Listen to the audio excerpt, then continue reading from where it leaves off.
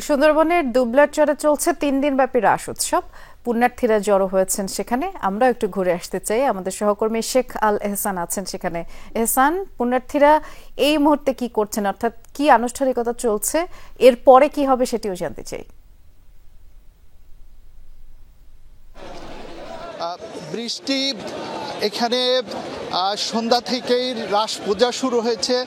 শ্রীকৃষ্ণের প্রতিমায় বিভিন্ন ফল ফুল দিয়ে এবং অনেক কিছু মানত করে পুণ্যার্থীরা তাদের মানত পাপ থেকে মোচনের জন্য প্রার্থনা করছেন।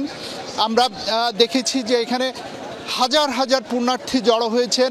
তারা এই সুন্দরবন এবং বঙ্গোপসাগরের মোহনায় গড়ে ওঠা এই যে রাস দুবলারচরে তারা হাজির হয়েছেন রাস পূজা করার জন্য। আজকে পূজা শেষে আগামীকাল সকালে ভোরে প্রথম জোয়ারে তারা স্নান করবেন, পূর্ণ স্নান করে তারা বাড়ির উদ্দেশ্যে রওনা হবেন। এই বিপুল সংখ্যক মানুষের নিরাপত্তার দায়িত্বে রয়েছেন কোস্টগার্ড, র্যাব, নৌ পুলিশ এবং পুলিশ সহ নৌবাহিনীও দায়িত্বে আছে।